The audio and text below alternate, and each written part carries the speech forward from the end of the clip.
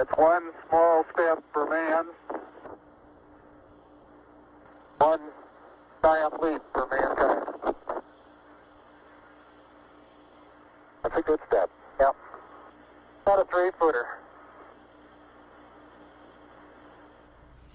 Today we have with us a group of students among America's best. To you we say, we have only completed a beginning. We leave you much that is undone. There are great ideas undiscovered, breakthroughs available to those who can remove one of truth's protective layers. One of truth's protective layers.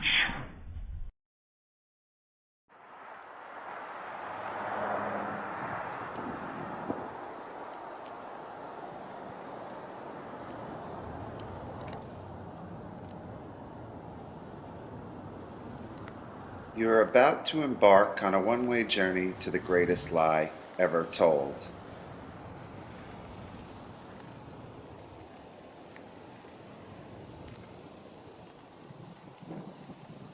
The launch pad for our expedition is the site of a Cold War-era nuclear missile base that was covertly hidden beneath the ground in Old Bridge, New Jersey.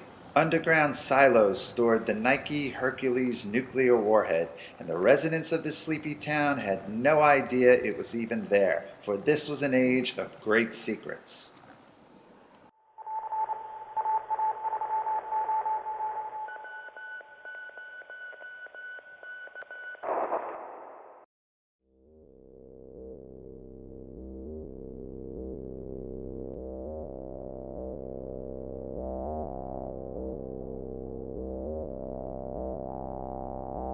We are looking at a phenomenon now called colored banding, and I've taken this all from Apollo 16 footage.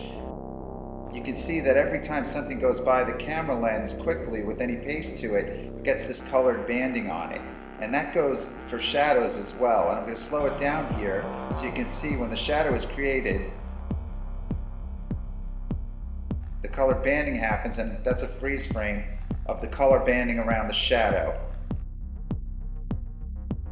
This is Station 2, Apollo 16, and just get a perspective for how far the astronaut on the right is.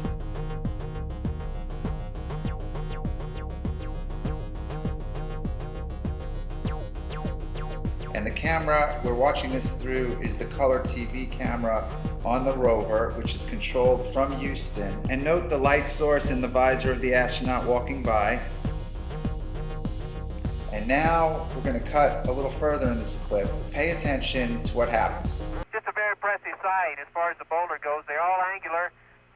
Just a very impressive sight as far as the boulder goes. They're all angular. What you're looking at are shadows covering the entire location out to the horizon. I'm showing you the same clip, and there are two shadows. 1, 2. That is impossible with the sun as the light source. The only way this could be possible is if it's an artificial light source, because there's nothing tall enough there to block out that much space. And I showed you how far the astronaut is from the rover, and these shadows are covering the entire location. And this is black and white normal speed.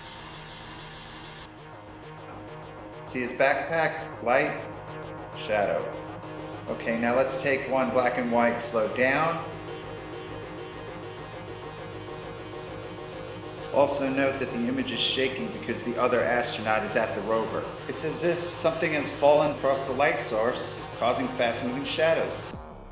The banding reads on the back of the astronaut's backpack, but it doesn't read in the black zone because the lens only puts banding on things it can read, and it can't read a shadow in the darkness.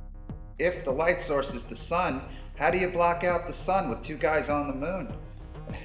How do you block it out? You can't block out the sun for that long of a shadow. Astronaut Charlie Duke is out there in the distance. Astronaut John Young is back by the rover. So who's causing the shadows?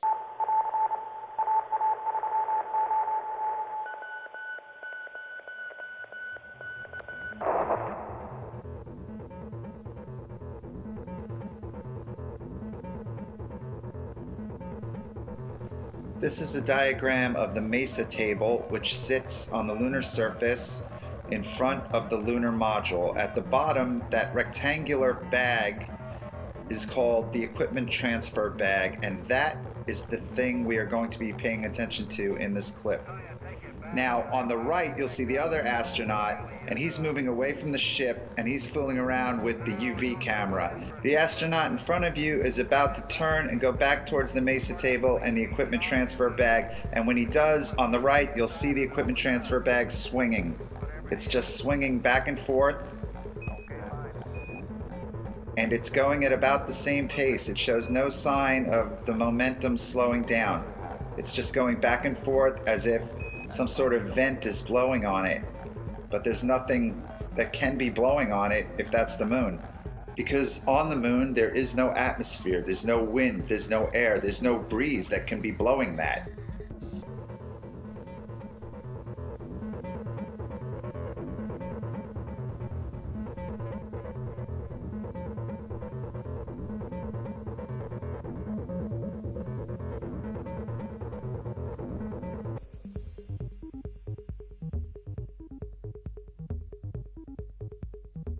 This clip is from the closeout of EVA-1, Apollo 16, and the next clip is from the closeout of EVA-3, also Apollo 16.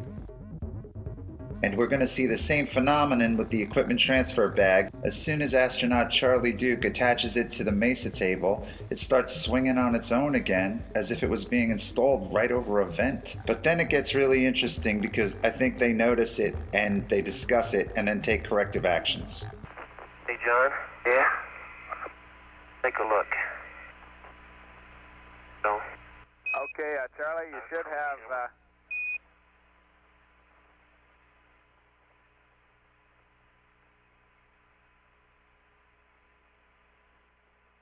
Charlie, you should have 7 Hasselblads and 3... Now you're going to see Charlie Duke take corrective action. He's going to walk over to the swinging ETB bag. He's going to remove the camera that's attached to his chest. He's going to put it on top of the MESA table, and then he's going to put his camera in the ETB bag, and then he's going to remove the bag from the straps, and he's going to place it on top of the MESA table so it's no longer swinging from the straps. And there's obviously a voice we can't hear organizing the charade-like diversion you are about to see. Where's the bag that the good old UV? Hey, Charlie, did you throw my camera away? No, I didn't throw your camera away. Where is it? Over there? Yeah. Okay. The bag that the what? The bag that the what? He's obviously hearing a voice we can't hear who's telling him what to do.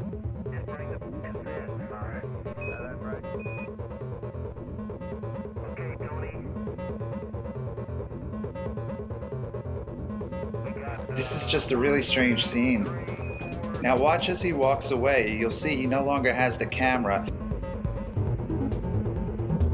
You can't have any wind or breeze or ventilation on the moon. But this thing is like a perpetual motion machine. And this is how they corrected that motion, by taking it off the straps and putting it on top of the table.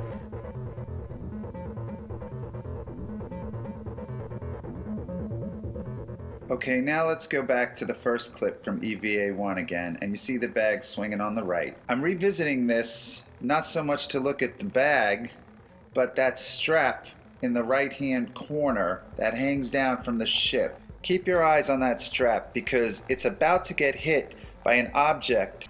What are we going to do with this thing? Can we throw it away? Leave it under the... Throw it away, it's empty.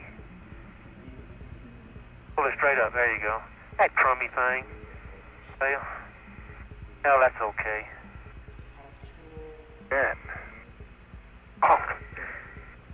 So the strap was hit with momentum, but it exhausts the momentum and it slows down, and it practically comes to a complete pause. And that's the reason I'm showing you this, to illustrate the fact that you can see momentum acting naturally in this clip. Let's take another look at it. But notice how that strap responds to gravity and responds to the momentum dissipating, whereas the ETB bag does not. It goes at a steady pace throughout both clips from EVA1 and EVA3.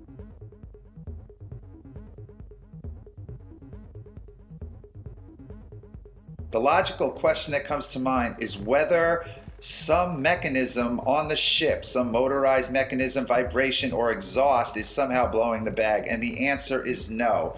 The bag hangs from the mesa table. The mesa table is simply a table that holds supplies and equipment for the extravehicular activity. The bag, as you can see, just hangs down from the table. And as we take a look at the Apollo 16 summary at nasa.gov, quote, because the LM had remained in lunar orbit 6 hours longer than planned, the LM was powered down to conserve electrical power. So that rules out the possibility that the bag is swinging from any kind of vibration caused from the power of the ship. Everything they put in the ETB is supposed to go back to the ship for transfer to Earth, and the 70mm Hasselblad camera is not on that list. Furthermore, it is common knowledge, also listed in the lunar surface procedures, that the 70mm Hasselblad cameras were left on the moon.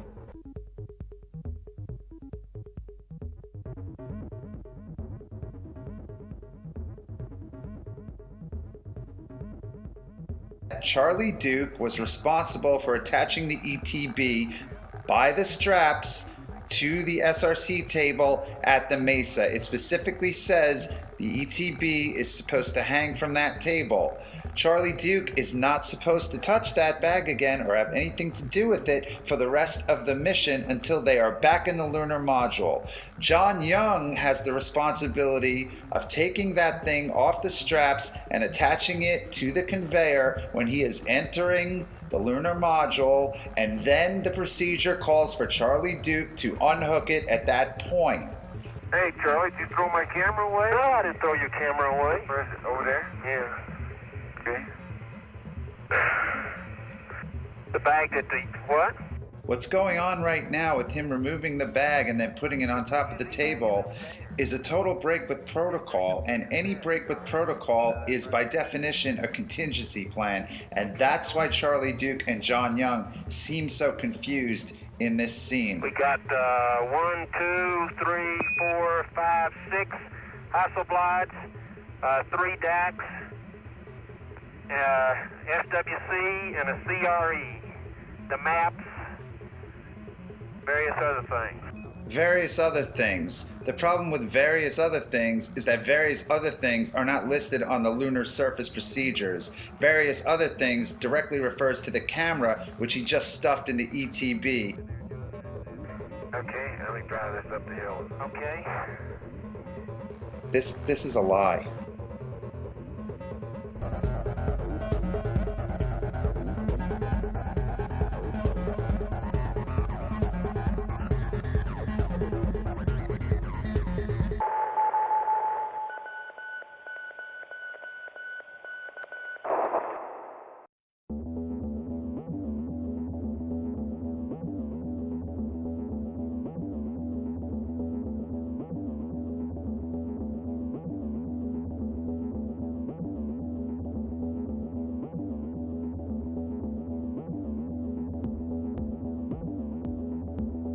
You are looking at a series of photos taken from EVA3 of Apollo 16. Every photo in this magazine is completely ruined by these smudges you see.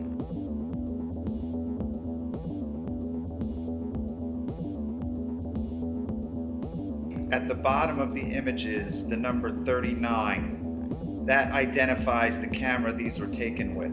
There were 2 cameras used for 70mm shots during Apollo 16, number 39 and number 33. Those numbers are etched on the resu plate, which is a glass plate that faces the film. It's in between the lens and the film, and it has these crosshairs on it, and it also has the identification number on the bottom of the resu plate. All of the damaged photographs were taken with number 39. 162 photos on magazine 116E, and there are some other damaged photographs with this exact same pattern on magazine 114B.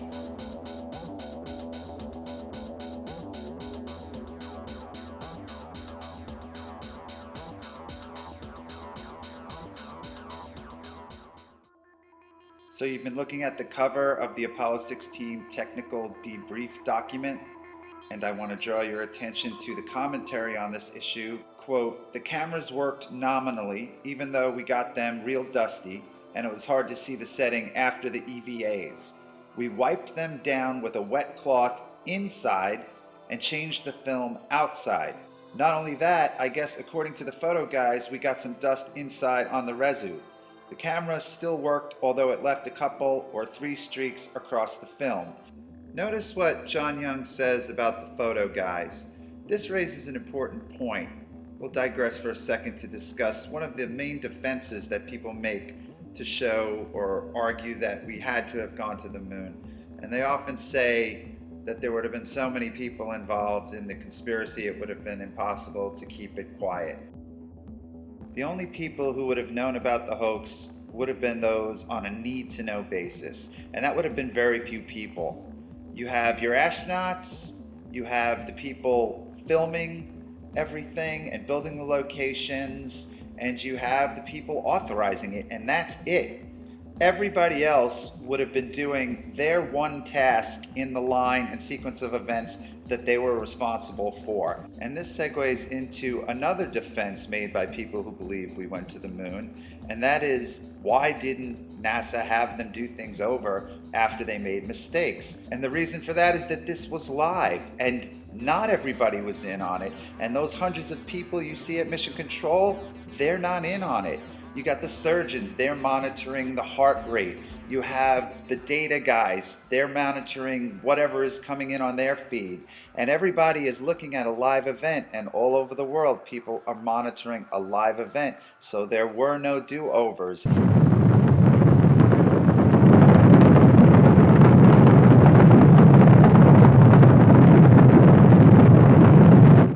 Going back to what John Young said, by way of illustration about the photo guys would have received the film.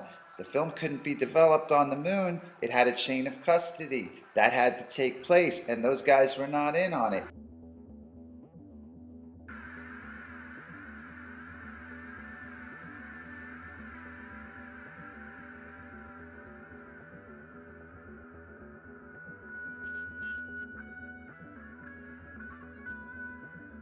Now this is the cover of Apollo 16 mission report, and let's go to the equipment section. Paragraph D, the reso plate on the lunar module pilot's 70mm electric data camera was smeared during a magazine change between extravehicular activities 2 and 3. Charlie Duke indicates that they wiped the reso plates down with a wet cloth inside the cabin in between the EVAs. When they were done with their work on the moon, they would go back into the lunar module, seal the hatch, repressurize the cabin, and camp out for the night until the next day, when they would continue the mission on the second EVA and then the third EVA. Now let's take a look at the Apollo Lunar Surface Journal, and they are taking their cue from the debrief and from the mission report. In the brackets, their explanation states, each frame on magazine 116E shows a set of smudges. Detail of the smudge pattern change only slowly from the beginning of the magazine to the end. The smudges are undoubtedly the result of contact of a dust-laden, damp cloth with the reso plate in John's camera. So NASA, the astronauts, and the Apollo Lunar Surface Journal all march in lockstep, alleging that the stain happened inside the cabin in between EVA 2 and 3. This is because the surface of the moon is a near vacuum, and all moisture and liquid would boil immediately in the vacuum of space. And indeed, this entire story is a complete fiction. It's a fraud and it's a lie, and NASA knows absolutely with 100% certainty exactly when that smudging happened, and it did not happen in between EVA-2 and EVA-3 inside the cabin of the lunar module. It did not happen then. Furthermore, the Apollo Lunar Surface Journal is absolutely wrong in its assertion that this smudging happened as the result of contact with a damp, dust-laden cloth. And what you see is the familiar splash pattern of a spill. Something was spilled on the camera. This is a picture of the index for Apollo 16 from the Apollo Lunar Surface Journal at nasa.gov. And when you come to Geology Station 8, you'll see below that traversed Station 9, and instead of Geology Station 9, it says the Great Sneak. And when you click the Great Sneak, it brings you to Geology Station 9. And this is where the magazine change happens. Did he say both change? Yeah. Okay. Tony, I don't have a black and white left. I'm going to run off a couple, John. Okay.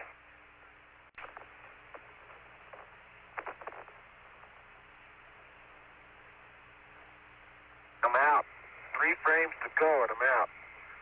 Okay. Okay, magazine, Bravo's got something in it. A few frames. You used about 50 on it yesterday, and we can use magazine Delta, both put color on. Is that okay, Tony?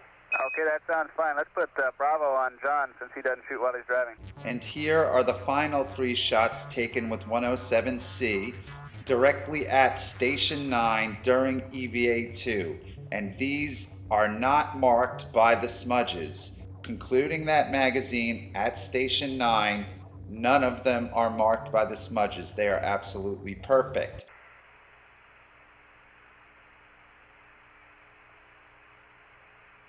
Which one, Charlie? Delta for me and Bravo for you. Bravo. Right in the corner there. Set marks. The image you are looking at now was the very last picture taken before that magazine change at Station 9 where they are now. This is 107-17583, and as you can see, there are no smudges on it. The very next picture taken with that camera is after the swap of magazines, and this is now 114-18444. And that photo was on magazine 114B. On the left, we have 18444, the very first image taken with the smudges. And you can see the pattern is clear, the dust has not grabbed to it yet. On the right is 18577, and this one was taken the next day during EVA-3. Compare the 2 stains. The streaks are the same. These are the same exact patterns. The orange juice dried, and it's stained in the same way. The streaks match. See the first long streak on the left, and then look to the right image, and that same long streak is there, and it becomes obvious that this is a spill pattern of orange juice spilled on the glass that persisted over 2 days. Every single photograph taken with camera 39 up until this moment at Station 9 during EVA-2 was absolutely perfect, and every single photograph taken with that camera from this moment on will be absolutely smudged. If the astronauts had wiped the cameras down with a damp cloth inside the cabin later that evening, we would not see the stain pattern the next day during EVA-3. And this is the moment that it happens. John Young drops his sample bags, and Charlie Duke comes over to help him reattach them to his camera, and John Young asks Charlie Duke to check his lens, and since we know that the very next picture snapped with that camera will have the familiar stain pattern on it, John Young's concern with his lens leads us to another possibility that the stain pattern is on the lens and not the res-out plate. Dropped your bags again, John. Yeah, tape came off, Charlie. Oh, that thing did come off, didn't it? Yeah. Okay, let me come around and help you put it on.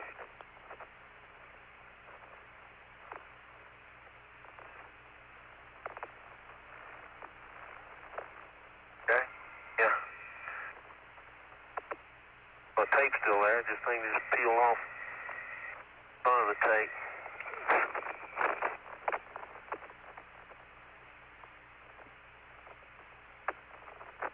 Oh, well,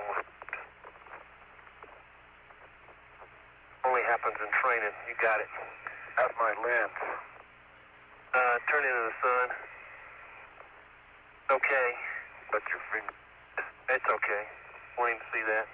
So what has just happened to cause this stain pattern to emerge? The answer is orange juice. It has been well documented that the astronauts had a problem with the suction straws inside their helmets that allowed them to take sips of orange juice. The straws would accidentally squirt orange juice all over them and into their helmets, and this was a big problem on the mission, and the orange juice actually seeped into the neck ring. And it appears obvious now that the orange juice leaked through the neck ring at Station 9 and caused the camera to be stained. And that is direct evidence that they could not possibly be on the moon, because if orange juice could leak through the helmet lock, then the helmet lock was not properly sealed to protect the astronauts from the vacuum of space. And this is because the helmet and the neck ring, in order to be airtight, must also have been watertight, because water molecules are bigger than air molecules. So if water escaped, then oxygen also escaped, and the suit would not have been pressurized, and in that case, the astronauts would be dead.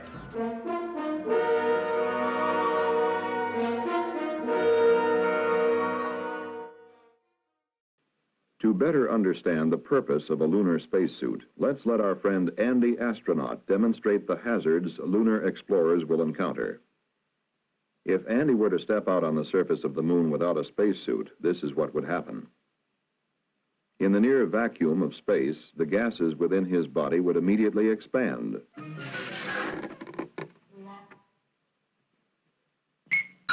His blood would appear to boil from the rapid expansion of gases coming out of solution in his bloodstream. And he would soon feel the effects of another condition of space, lack of oxygen.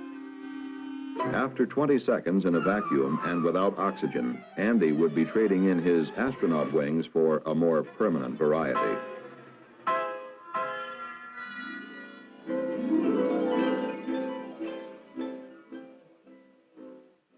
Okay, now let's go back to the Apollo 16 technical air-to-ground voice transcription. Charlie Duke says, "Okay, Houston, do you read us? Over." "Yeah, we read you fine, Charlie." And then Charlie Duke says, "Okay, we had one heck of a time getting our helmets off. It turns out that this orange juice is the best cement you've ever seen. It seeped down in between the seals and the helmet and the ring, and we couldn't get the thing unlocked without a great effort.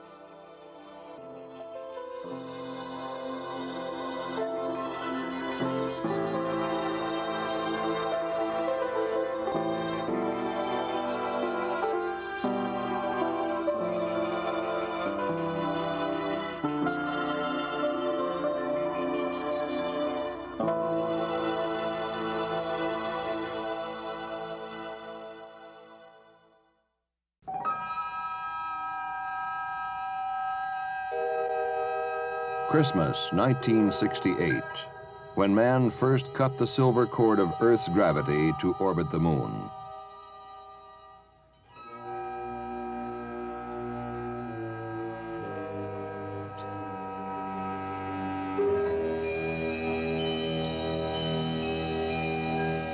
In the year 1675, Sir Isaac Newton was asked by his fellow scientist, Robert Hooke, how he had accomplished so much. "If I have seen further," Newton wrote, "it is by standing on the shoulders of giants." First stage propellant tanks have been pressurized. The engines will build up to a thrust of 7.6 million pounds. T-minus 30 seconds. We have a cutoff. May 18th, 1969. We were almost ready. Man had orbited the moon once. Man had test flown the lunar module, the lunar landing craft, in Earth orbit once. But before we would commit men to a lunar landing, there were still a number of things to be worked out. This was the mission of Apollo 10. In the words of its commander, Tom Stafford, to sort out all the unknowns and pave the way for a lunar landing.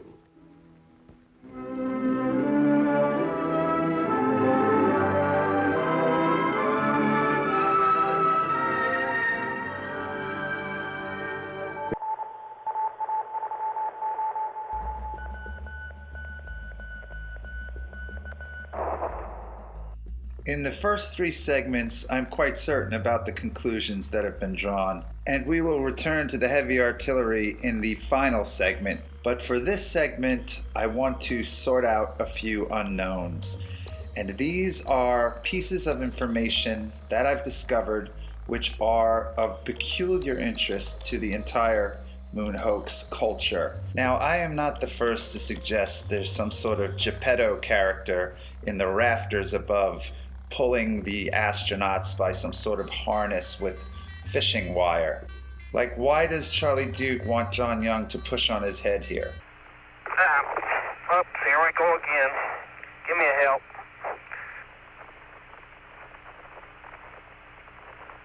There you go.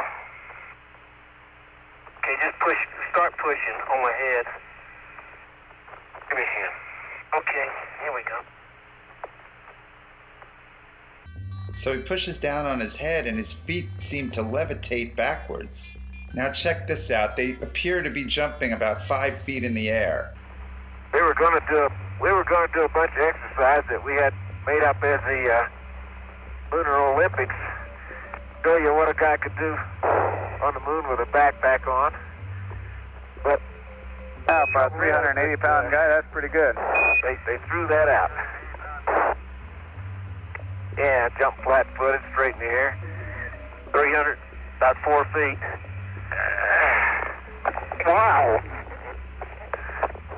Charlie, that ain't any fun, is it? That ain't very smart. Okay, I don't claim to have found the wires, but I do think I found the attachment to the wires. This is the OPS, oxygen purge system.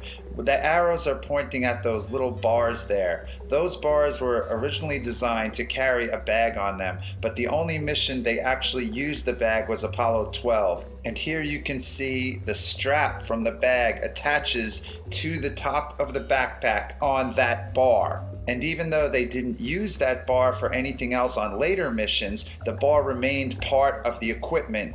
What is not part of the equipment and has never been spotted before, as far as my research has revealed, is that there are little tiny rings that hang out of that bar compartment. And I could only spot these in this one clip from Apollo 16 at Station 5. But in this clip, you can see them quite clearly, and you can see them dangling, and you can see the shadow that they make. And there is no official explanation for those rings. And this in a mission that has been analyzed to the nines. No technical manual, no internet discussion, no mission report mentions these rings. And if there were wires carrying the astronauts around and making them do all these herky-jerky moments and jump up in the air 5 feet straight and lope around the so-called lunar surface, then the wires were attached to these little rings.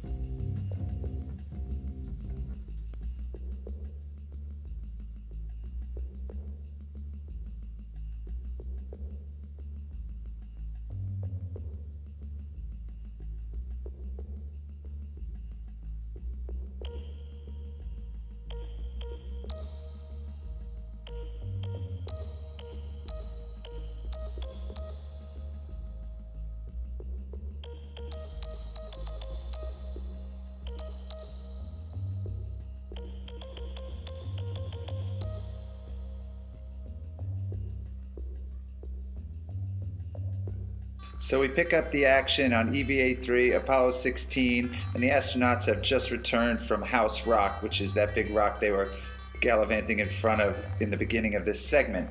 Charlie Duke is switching magazines in the 16mm movie camera, which is at the top right of the screen. He's turning it now. Watch his visor, because I believe you are going to see an artificial light source flicker on and off very quickly. At first you will see the light travel up his uniform, and then it will flash on in his visor, and then it will flash off. Boom, there it goes. Now, NASA's official position is that there were no artificial lights used on the surface of the moon. The astronauts were issued flashlights, but they were only used inside the ships. Here is a picture of the actual flashlight used by John Young during this mission. That's a better size one. Watch the beam of light travel up the spacesuit. It will go on his left shoulder and then swing over towards his right shoulder, under his chin, and right up into the visor.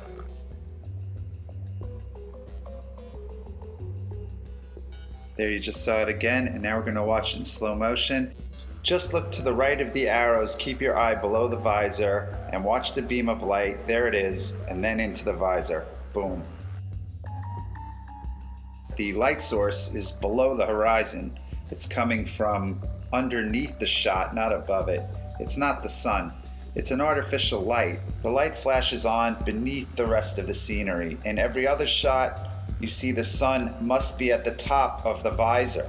On the left, the light source is below the scenery, and on the right, it's at the top of the visor where it is in every other shot. To my eye, it looks like a hidden flashlight in the fingers of the glove. In the Gemini missions, that was actually something they did have, but in the Apollo missions, they did not have, according to the official record, finger lights. And the big question here is why he would need a flashlight if that were in fact the blinding sun behind him. The official flashlights were 5¼ inches long, and here's a picture of Charlie Duke playing with one on board. That flashlight was clearly not in his hand in the previous clip. I thought that thing hadn't run, Tony, but the little ball had just stuck. Whew. Okay, understand. Oh, John. What was it? I love that guy in the background going, what just happened? Now I want to take a look at a photo we've already seen before, and this is from Station 9 at the infamous magazine change. And look at John Young's left leg.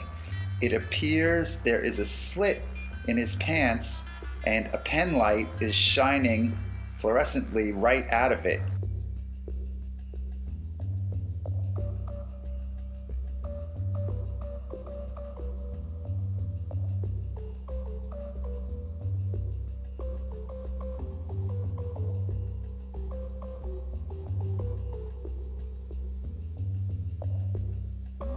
While we are taking this pleasant little journey across the so-called lunar surface, I just want to take a moment to actually praise the astronauts involved with the Apollo missions and all astronauts to strap themselves to these rockets in the Cold War on a mission to try and change the world, to try and inspire the world, and to try and avoid a real war.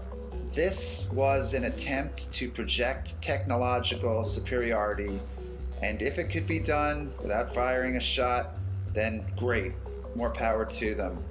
And the astronauts have my utmost respect, and it really makes me mad when I see some of the other hoax researchers harassing the astronauts. These guys were operating in a chain of command during the Cold War, and they deserve our respect and gratitude.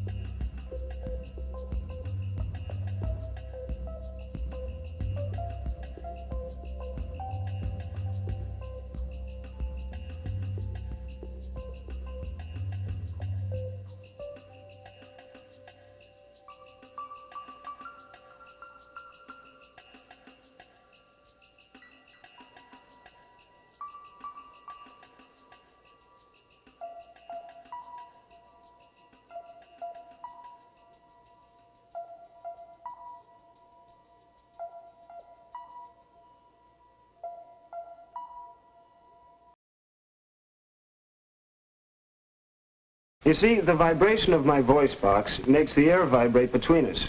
Then when the air vibrates your eardrum, you hear what I'm saying. But maybe you've seen a demonstration of a bell under a glass jar. With normal air inside the jar, you could hear the bell clearly. But when the vacuum pump drew the air out of the jar, there was nothing inside to carry the vibrations of the bell. Nothing until the air was let back into the jar. They can't get your photo numbers. And this is core tube number 2. Okay, just the fact you're almost driving without a hammer. But if you'll hand it to me, I'll get it in just a second. I'm going to take a couple more shots of this before we leave.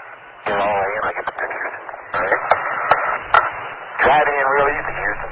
The sounds in space, it's odd to have a hammer or a metal tool and bang it against something and hear absolutely nothing. You can, sound won't travel in a vacuum, so there you are outside and you could be hitting something, no sound at all. In space, since there's no atmosphere, there's no air, if you bang on something when you're doing your spacewalk, you will not be able to hear that. And this leads us to the dilemma of our final segment. All modern astronauts, such as Piers Sellers and Mike Massimino, claim to hear absolutely nothing when they're out on the International Space Station in the vacuum, banging away with metal tools and objects, whereas during the Apollo missions, all kinds of sounds have been recorded that should not be possible if they are on the moon in the vacuum of space. This is Mission Control Houston. We want to welcome you to NASA Television's live coverage from the International Space Station Flight Control Room as we get ready for another spacewalk by the crew of Expedition. Okay, copy. Notice the complete silence during this modern EVA at the International Space Station. If the astronauts aren't speaking, you hear dead silence. And I show the arm is safe. Copy, thank you. Good. The major difference between the Apollo missions and modern spacewalks, such as you just saw at the International Space Station, is that when the astronauts are working on the space station, out in space, in a true vacuum, when they are not transmitting directly through their mics with their voices, you hear dead silence. In the Apollo missions, you can hear all kinds of sounds. The sound of 2 very hard hammer blows transmitted through Dave's gloves into the suit and to his microphone can be heard between his grunts. And we return to the Apollo Lunar Surface Journal, which more and more begins to look like damage control and misdirection. And here is what they have to say about the Apollo 17 hammering. The last paragraph there at the bottom.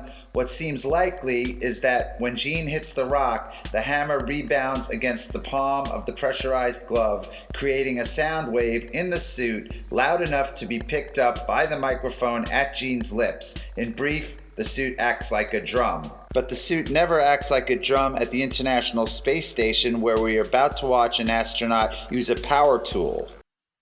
All right, buddy, we're going to stop at 20 turns. Understand, we have a go? Affirm. All right, here it comes.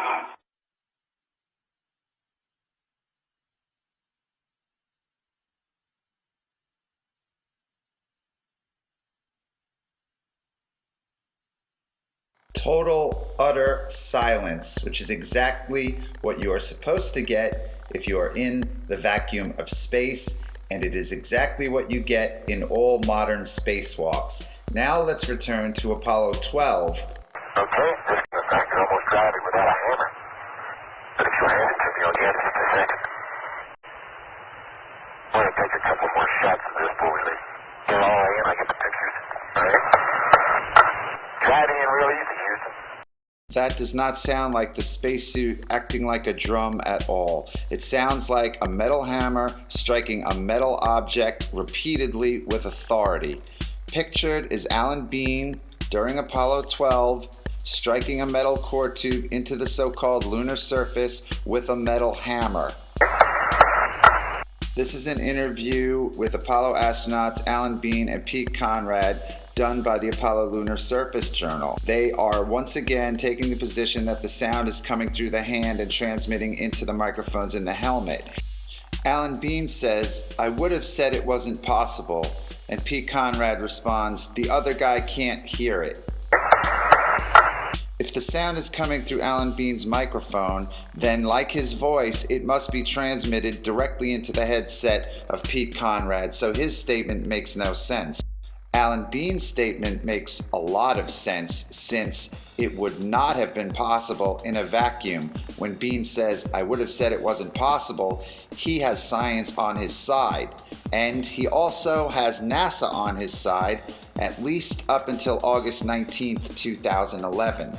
And this brings us to the most important graphic in the film. This is a web page that has been disappeared from the internet by NASA as of August 2011. It was at nasa.gov, running concurrently with the Apollo Lunar Surface Journal between 2009 and September 2011. However, this page, which was created for children, you can see the banner at the top, Lunar Science for Kids. This page directly contradicts the assertions made in the Apollo Lunar Surface Journal concerning the hammering sounds in Apollo 12, 15, and 17. This page talks about the science involved with sound on the moon, and it does so correctly. And that is why NASA has disappeared it from the web. The contradiction between the journal and this page was brought up in the very popular Moon Zoo forum. And that is where I first became aware of the situation. Reader Tom128 pointed out the contradiction between the site for children and the journal. And I went looking for the site for children and could not find it. I then went to my favorite research tool, the Wayback Machine at archive.org, and I was able to find an old version of the page that NASA did not clean up.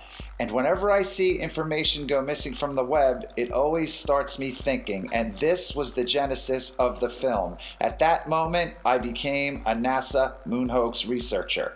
You've seen the image on the right of the graphic before. That is Alan Bean hammering a core tube during Apollo 12, and this is the sound of such hammering. The graphic is problematic for NASA because of the contradiction to the journal, and the graphic is correct science. And I quote, "Sound needs something to travel through to get from one place to another. On the moon, since there is no air, sound cannot travel above the surface. So, there are no sounds on the surface of the moon. When the Apollo astronauts were out on the moon's surface, they could only talk to each other and to mission control by using the radios in their air-filled helmets. Even when the astronaut in the photo to the right hit a metal tube into the ground with a hammer, no sound was made."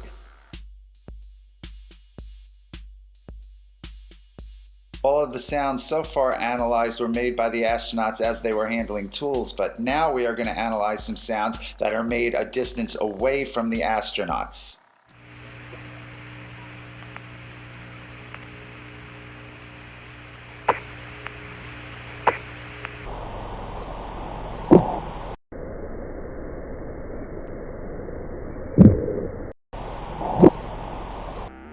So what you just saw appears to be a smoking gun. That scene, which was broadcast live to the world during Apollo 15, shows astronaut James Irwin.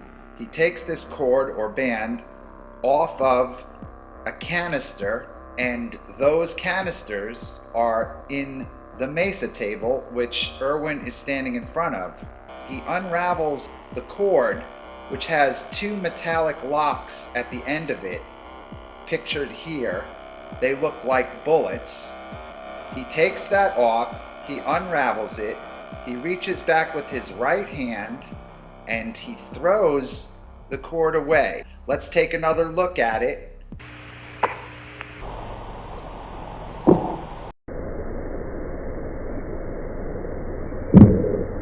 So the argument has been made for the hammering that the sound is coming through the glove and it's miraculously getting into the microphones. But we don't have to deal with that argument because James Irwin releases the object and it hits the ship and he's not touching it, and that sound is picked up by the microphone inside the astronaut's helmet. And you can always tell that that's the microphone in play because you will always hear the sound of the suit air supply system in the background whenever the astronaut is transmitting, and you will hear this sound remain on for a split second after the astronaut stops transmitting. Yeah, you better believe it. Yeah, you better believe it. Both the outside of the ship and the inside of the ship in the cabin are in the vacuum because the lunar module does not have an air hatch. So when the astronauts leave the lunar module, it is depressurized. Microphones in the lunar module plug into the audio centers. The only voice possibilities are through the use of the headsets. They took off with 6 microphones, 3 Snoopy caps. Each astronaut also had a lightweight headset at launch. While they were on the moon and the suspect audio event took place, they were wearing their Snoopy caps. Communication cables, which are the umbilical cords that the astronauts plugged into while in the lunar module, as you can see from the checklist, were stowed prior to EVA. Also, looking at the same exact checklist, we can see that the lightweight headsets were also stowed prior to EVA. So, there were no live microphones inside the cabin. So now let's take another listen, and we will slow down the audio so you can hear the air supply unit remain on for a split second after the object hits the ship.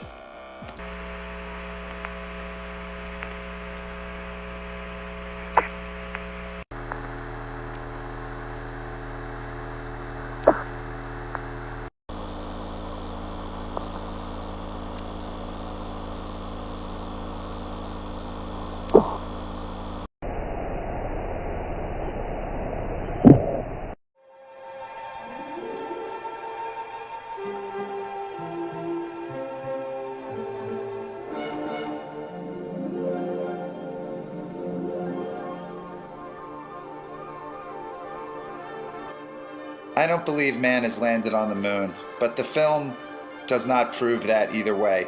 What I believe this film proves is that aspects of the broadcasts were fraudulent. However, I think this is one of the greatest works of art ever created, if not the single greatest work of art ever made. It was a way of fighting a war without violence, a way of fighting a war, the Cold War, with art, and the people responsible for it ought to step forward and get their due. And if there are restrictions on this knowledge or the truth, they ought to be released, because as the decades go on, the truth will become more and more clear and the charade will become more and more exposed. I have only analyzed about 20% of the footage, and I hope that we do see the architects of this incredible work of art come forward.